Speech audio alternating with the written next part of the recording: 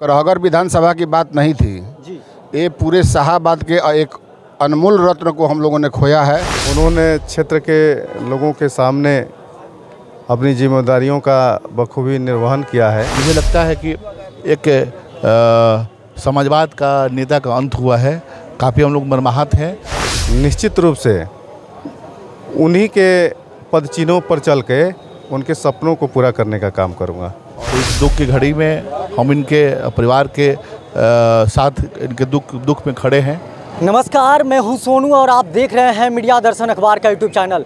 आप देख सकते हैं कि पूर्व मंत्री स्वास्थ्य मंत्री के निधन के बाद उनके पैतृक आवास पर जनसैलाब उमड़ा हुआ है। और मैं बता दूं कि तकरीबन 9 बजे कल उनका निधन हो गया था। जो साई हॉस्पिटल पटना में उनका निधन हो जाने के बाद उनका जो पार्थिव शरीर है विधानमंडल होते हुए उनके पैतृक आवास जो करघर विधानसभा में करघर में पहुँचा हुआ है। और वह पल मैं दिखाने का प्रयास कर रहा हूँ कि देख सकते हैं कि उनके चाहने वाले यहाँ पर आ रहे हैं और जनसैलाब उमड़ा हुआ है। वो मैं दृश्य दिखाने का प्रयास कर रहा हूं। और बता दूं कि दिनारा से 3 बार विधायक और 1 बार एमएलसी और 2010 में करघर विधानसभा से, जब करघर विधानसभा चेनारी से अलग हुआ था और एक विधानसभा बना था, तब करघर से 2010 में ये विधायक बनकर स्वास्थ्य मंत्री बने थे। और देख सकते हैं कि एक बड़े राजनेता बिहार में जाने जाते थे और काफ़ी इनकी शोहरत भी थी। और मैं बता दूं कि उनका जो निधन हुआ और निधन होने के बाद देख सकते हैं कि बड़े बड़े राजनेताओं को यहाँ पर तांता लगा हुआ है और बड़े बड़े लोग यहाँ पर पहुँच रहे हैं। और मैं वह दृश्य दिखाने का प्रयास कर रहा हूँ कि देख सकते हैं कि उनकी जो पार्थिव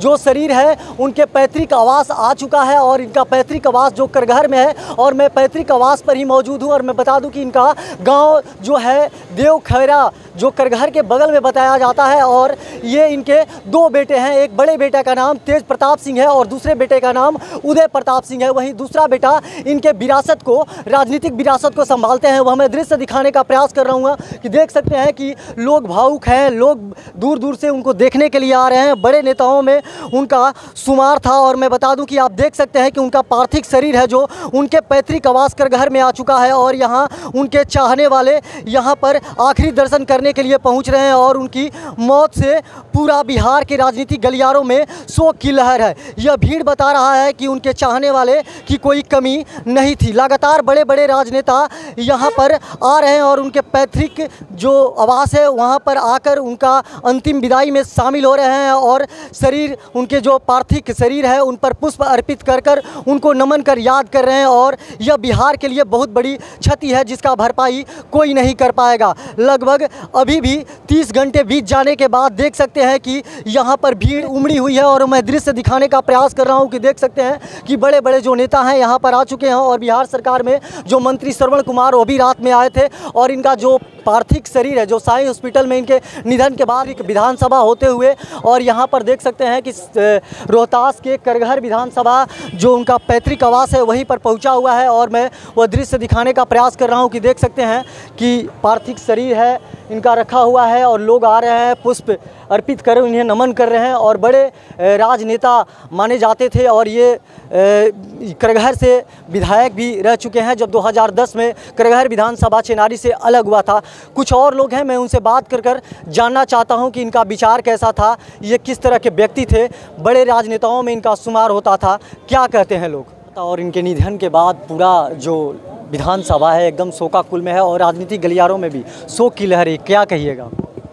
देखिए, हम लोग के आदरणीय थे, ये अभिभावक तुल्य थे और समाज को काफ़ी क्षति हुई है।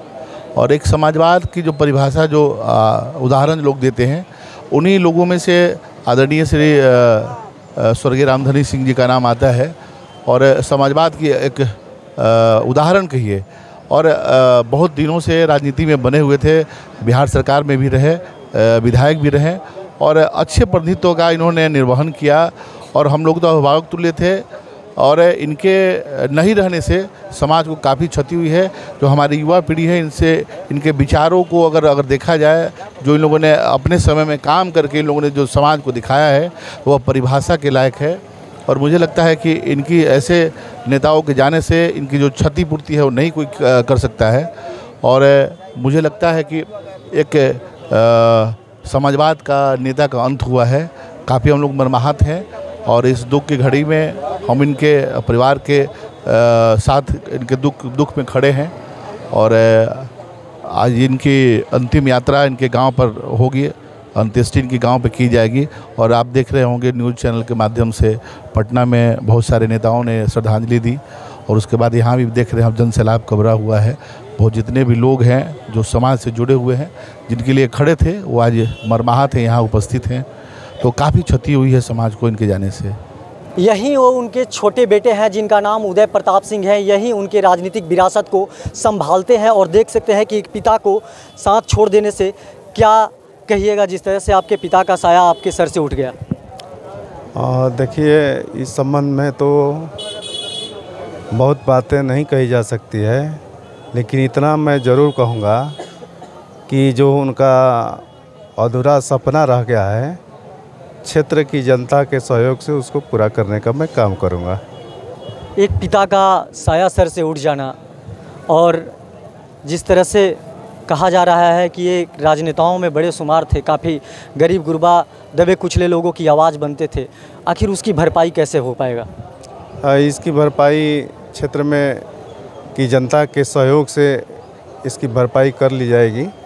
और जो उन्होंने करके दिखाया है वो क्षेत्र की जनता के सामने है, और लोगों का प्यार दुलार जो मिल रहा है देखने को, आपको भी पता लग रहा होगा और हम लोगों को भी पता लग रहा होगा। काफ़ी स्नेह था लोगों के प्रति उनका, तभी तो लोगों से जुड़ाव इनका इतना था। और जो भी उनका अधूरा सपना है उसको मैं पूरा करने का काम करूँगा। अपने पिताजी के विरासत को किस तरह से बताइएगा और उनके पदचिन्हों पर किस तरह से चलिएगा? अब जिस तरह से उन्होंने क्षेत्र के लोगों के सामने अपनी जिम्मेदारियों का बखूबी निर्वहन किया है, निश्चित रूप से उन्हीं के पदचिन्हों पर चल के उनके सपनों को पूरा करने का काम करूँगा। उनके पार्थिव शरीर को लोग दीदार करने के लिए यहाँ पर आए हैं, और अंतिम विदाई है, और अंतिम विदाई में देख सकते हैं कि यहाँ पर बड़े बड़े लोग पहुँचे हुए हैं। क्या कहिएगा, आपके विधानसभा में ये 3 बार विधायक रह चुके हैं। देखिए, करहगर विधानसभा की बात नहीं थी जी, ये पूरे शाहाबाद के एक अनमोल रत्न को हम लोगों ने खोया है। इसकी भरपाई करना बहुत ही बड़ा मुश्किल बात है, इसलिए नम आँखों से हम लोग आज उनकी विदाई दे रहे हैं। और करहगर विधानसभा की जहाँ तक सवाल है, ये आवाज़ थे उस ज़माने में, जो दबे कुचले जो समाज था, जो गांव के गलियों में रहता था, रोड पर नहीं आता था, उसको जगा करके गांव के रोड पर और आर पर लाने का काम किए। इसलिए दबे कुचलों की आवाज़ थे, बोली थे, भाषा थे, और उन्होंने एक आवाज़ देकर के अपने ज़माने में ले कर के समाज को एक सूत्र में बांधने का काम किया। राजनीति में इनको गुरु कहा जाता था, और इनको लोग दादा कहकर भी बुलाते थे, और बहुत अपने जो जितना बड़ा कद था इनका, अपने कद के नाम पर पूरे बिहार में विख्यात थे, और राजनेताओं में इनका शुमार होता था। क्या कहिएगा? ये सबसे पहले सियोन मध्य विद्यालय में हेडमास्टर के पद पर कार्यरत थे जी, और वहीं से इनका राजनीतिक जीवन आगे बढ़ा। शिक्षक थे वो आगे बढ़ा। इसके बाद ये शाहाबाद क्षेत्र के समाजवादी विचारधारा के प्रवर्तक थे, और सबसे मूल बात है संघर्षी थे, गरीबों के लिए अन्याय के विरोध बराबर रहा करते थे।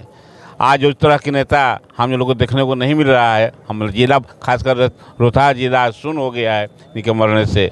हम लोग आज उनका विदाई कर रहे हैं बहुत दुख के साथ।